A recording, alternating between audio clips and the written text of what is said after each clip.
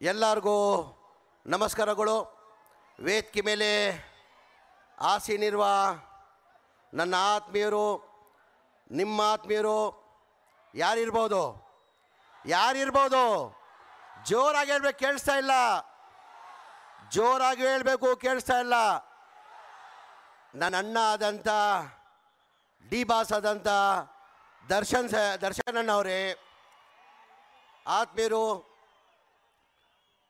ಈ ಕಾರ್ಯಕ್ರಮದ ಅಧ್ಯಕ್ಷತೆ ವಹಿಸಿರುವ ಶಾಸಕರಾದಂಥ ಗೋಯಪ್ಪಣ್ಣವರೇ, ಶಾಸಕರಾದಂಥ ಆತ್ಮೀಯರಾದಂಥ ರಾಘವೇಂದ್ರ ಇತ್ನಾಳ್ ಅವರೇ, ಶಾಸಕರು ಆತ್ಮೀಯರಾದಂಥ ಗಣೇಶಣ್ಣ ಅವರೇ, ಶಾಸಕರು ಆತ್ಮೀಯರಾದಂಥ ಕೃಷ್ಣ ನಾಯಕ್ ಅವರೇ, ನಮ್ಮ ಪಕ್ಷದ ಮುಖಂಡರು KMF ಅಧ್ಯಕ್ಷ ಆದಂಥ ಭೀಮಾ ನಾಯಕ್ ಅವರೇ, ವಕ್ಫ್ ಬೋರ್ಡ್ ಚೇರ್ಮನ್ ಆದಂಥ ಅನ್ವರ್ ಪಾಷಾ ಅವರೇ, ನನ್ನ ಅಕ್ಕ ಶಾಸಕಿಯಾದಂಥ ಲತಾ ಮಲ್ಲಿಕಾರ್ಜುನ ಅವರೇ, ವೇದಿಕೆ ಮೇಲೆ ಆಸೀನಿರುವ ಜಿಲ್ಲಾ ಅಧಿಕಾರಿಗಳೇ, ಮಾಧ್ಯಮ ಸ್ನೇಹಿತರೆ, ಇಲ್ಲಿದ್ದಂಥ ಎಲ್ಲರೂ ಆತ್ಮೀಯರೇ, ಮೊದಲಾಗಿ ತಮ್ಮನ್ನ 2ನೇ ದಿನ ಹಂಪಿ ಉತ್ಸವದ ಶುಭಾಶಯನ ಬಯಸ್ತೀನಿ.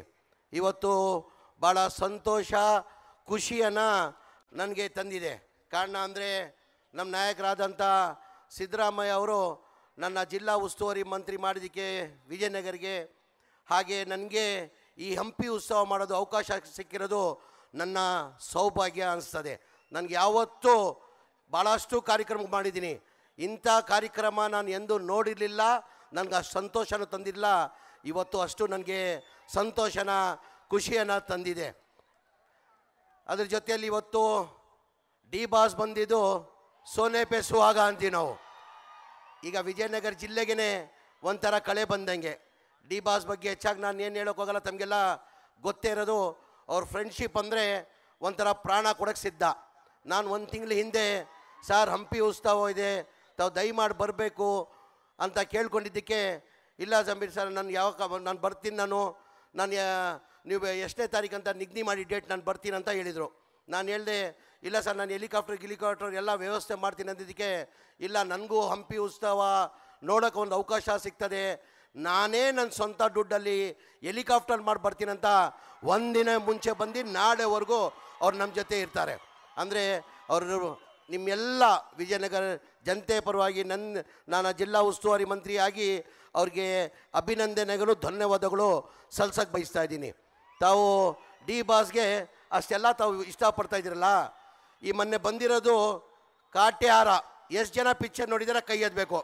ಎಷ್ಟು ಜನ ನೋಡಿದ್ದೀರಾ? ಇಲ್ಲ, ಭಾಳ ಜನ ಕೈ ಎತ್ತಿಲ್ಲ, ನೋಡಿಲ್ಲ. ಯಾರು ನೋಡಿಲ್ಲ ದಯಮಾಡಿ ಕೇಳಿ, ನಾನು ಆ ಸಿನಿಮಾನ ನೋಡ್ತಾ ಇರಲಿಲ್ಲ. ಭಾಳ ಜನ ಬಂದು ರೈತರುಗಳು ನಂತವ ಭಾಳ ಜನ ಪಿಕ್ಚರ್ ಯಾರು ನೋಡಿದ್ದಾರೆ ಅವ್ರನ್ನಂತ ಬಂದು ಹೇಳಿ, ಇಲ್ಲ ಸರ್ ನೀವು ಆ ಪಿಕ್ಚರ್ ನೋಡ್ಬೇಕು, ಭಾಳ ಚೆನ್ನಾಗಿ ಮಾಡಿದಾರಂತ ನನಗೆ ಹೇಳ್ದಾದ್ಮೇಲೆ ನಾನು ಮಂತ್ರಿ ಆಗಿಬಿಟ್ಟು ಥಿಯೇಟರಲ್ಲಿ ಹೋಗಿ ಅವ್ರ ಪಿಕ್ಚರ್ ನೋಡಿದ್ದೀನಿ. ಆ 3.5 ಗಂಟೆ ಪಿಕ್ಚರ್ ಅದು ಯಾವ ಥರ ಟೈಮ್ ಹೋಯ್ತಂತ ನನಗೆ ಗೊತ್ತಾಗಿಲ್ಲ. ನನ್ನ ಅನಿಸಿಕೆ ಅಷ್ಟು ಅದ್ಭುತವಾಗಿ ಆ್ಯಕ್ಟಿಂಗ್ ಮಾಡಿದ್ದಾರೆ, ನಾವು ಯಾರೂ ನಿರೀಕ್ಷೆ ಮಾಡೋಕ್ಕಾಗಲ್ಲ. ದಯಮಾಡಿ ಆ ಸಿನಿಮಾ ಯಾರು ನೋಡಿಲ್ಲ ಅವ್ರು ಹೋಗಿ ನೋಡಬೇಕಂತ ನಾನು ಕೈ ಜೋಡಿಸಿ ಮನವಿ ಮಾಡಿ ಕೇಳ್ಕೊತೀನಿ.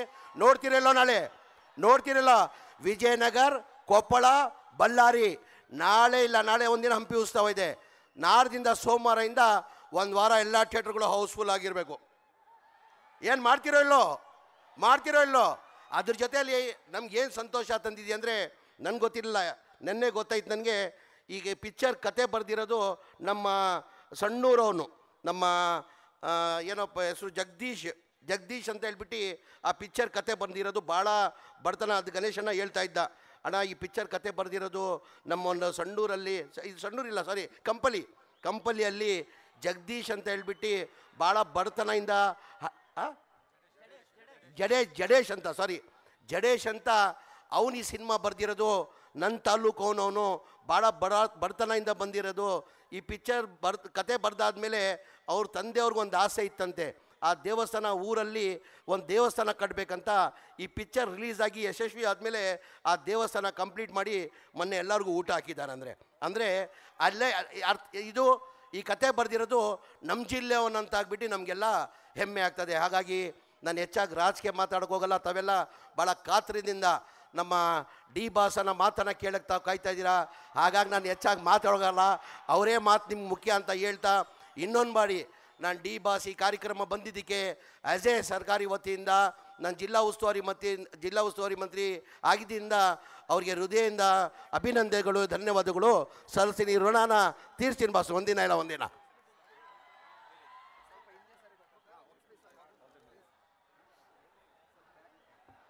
ನಮ್ಮೆಲ್ಲರ ಹೆಮ್ಮೆಯ ಮಾನ್ಯ ವಿಜಯನಗರ ಜಿಲ್ಲಾ ಉಸ್ತುವಾರಿ ಸಚಿವರಿಗೆ ಬರಲಿ ನಿಮ್ಮ ಜೋರಾದ ಚಪ್ಪಾಳೆ ಮೂಲಕ ಧನ್ಯವಾದಗಳನ್ನು ಸಲ್ಲಿಸೋಣ.